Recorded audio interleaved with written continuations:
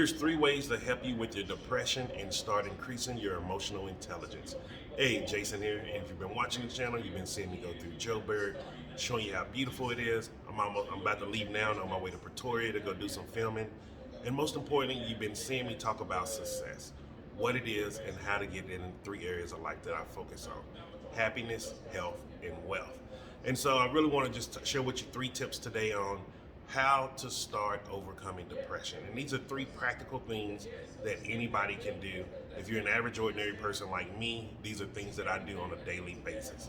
And now, you better like, oh, Jason, you told me some tips last time about depression, things like one thing doesn't work for everyone. And so this is why I'm sharing with you a lot of different things that I do. So many times people think like I only do specific things, and there's so many things that I do in my life, especially for my emotional intelligence and also my emotional awareness. Meaning, starting to be able to understand when I'm getting triggered, when I'm starting to have a low vibration day, or when I'm actually sitting in depression. Because the thing is, when you're in a depressed state, you may not recognize it, and it's because you're in that state. So like it's hard to recognize something that you're in. And even when people are maybe telling you or trying to hint to you like, yo, you might want to cheer up a little, you're not seeing it from their perspective.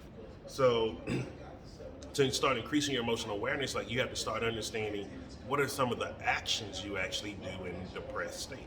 And I'm gonna give you a personal example because just the other day, I went through a little bit of I went through depression. I found myself in depression. I'm gonna just call it like it is. And it was like after the marketplaces, I've been doing all of this filming, doing all these different places, trying all these different foods, and then it just really made me miss my best friend Cece. Like we weren't just a married couple; we were best friends. We did everything together, and the things that we like to do are family-friendly things. Like that's why a lot of people don't understand. Like inviting me out to drink, I'm never gonna come because I like family-friendly, wholesome things, marketplaces, things in the daytime, comedy shows. Like that's just who I am as a person. And so because of that, I gave myself a break to relax so I didn't get burnt out or feel too overworked. And so when I gave myself that time to relax, it just hit me all at once like, man, it would have been nice to eat this food with her. Oh, we would have had that oyster mushroom bao bun. Oh, she would have loved these donuts we tried. Like all of these different things that just started hitting me subconsciously. And before I knew it, I woke up that day in a depressed state. However, I wasn't aware of it right away. And because I wasn't aware of it, it took me a few hours to figure it out. And then it was by my actions. So like for me, I know when I'm going through depression, I push people away from me. Like I really want people to just stay away from me. And it's not like I'll just leave me alone for a few days. Usually just like, let's just stop talking. Like I've cut people off. Like I know that's one of my triggers, and that's one of my actions that I do when I'm depressed, because I want to go into complete isolation, which isn't the best thing for you. And also doesn't mean it ain't the best thing to cut some people off, but you need to understand who and when you're doing it. And so, because if you're doing it in a depressed state, it's probably not the right time. But if you're in a happy state and you're just seeing people are not at your vibration, then you want to cut them off. Because I do cut people off on a daily basis.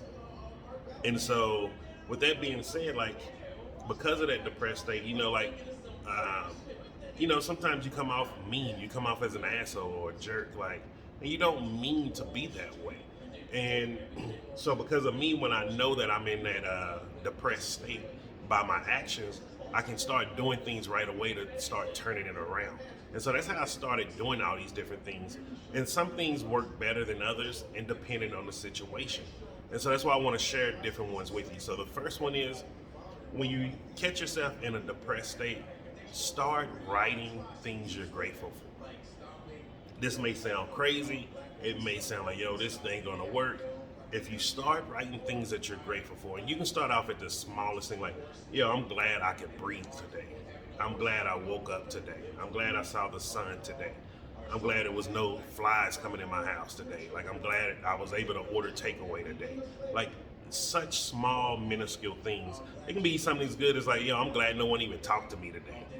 But once you start showing that gratitude, it's slowly stepping you up the emotional intelligence ladder, and you're going out of that depressed state. And if you do, I recommend 5 to 10. Do it 5 to 10, write 5 to 10 things. And once you do that, you'll start seeing by the time you finish, like, you know what, I'm not as depressed as I was. And then you're gonna wanna do something, get into an action, because you change your state of being, it's gonna make you wanna change the actions that you're doing, and that's the reason why. And so the second thing is, and a caveat to that, if you've been watching my TikTok, the reason why I do the daily gratitude videos there, that is how I practice this. So, and even a couple of buddies of mine, my brother, the Mycelium Maharishi, like I have all of them, I send them stuff too, where it's like challenging them, hey, do a daily gratitude. And so that's just one of the ways that I do it on a daily basis. And that's why it helps me catch those low emotional states faster. Because like, I don't want people to think like, oh man, you're so awesome, like you just back to normal, you're doing great after the passing of your wife. Like, I still have low moments. And I want people to truly understand that like we're having a human experience, and we have to have low moments to expand higher in our in what we want in life. And so then the second thing that you want to do is, and this one is going to sound really, really weird, but you want to breathe. Take deep breaths. The way I do it, I take a deep breath in for 6 seconds, I hold it for 6 seconds, and then I release it for 9 seconds. So you breathe in for 6 seconds, hold it for 6 seconds, and release it for 9 seconds. And then when you do that, you do it, and I just do it 3 times. You do it 3 times, you're gonna feel your body vibrating higher because you was at such a low vibration. Now you put in all this fresh energy, this fresh atoms, matter, oxygen that you put into your body, because abundance is all around us. Energy is all around us. So when even the body is displaying a low state of energy, if you breathe in more energy, you're gonna feel that vibration hitting you. Like, that's why sometimes people get lightheaded when they're doing breath work and things like that. It's so much energy rushing within them, they're not able to handle it because they're not used to it yet. And you wanna start getting your body used to it. And for what I've seen and practiced on myself, doing that just 3 times, it doesn't put you in that lightheaded state. However, it does put you in that state where you feel your body vibrating, like you got more energy, and it's like a caffeine boost almost. And so it works really great when you're in a depressed state. And so I really highly recommend trying that one along with the gratitude. And then the third one is just watch something that can make you laugh. And if you can't watch something that make you laugh, just look in front of a mirror and laugh at yourself. Just smile. And you're gonna be like, smile? Like, oh, that's not gonna do anything.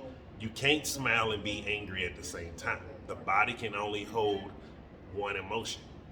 And meaning it can only display one action. So I don't know why I put up 2. So the body can only hold one emotion, and it can only display one action. Meaning the action you're displaying while you're depressed, you cannot smile and display that same action.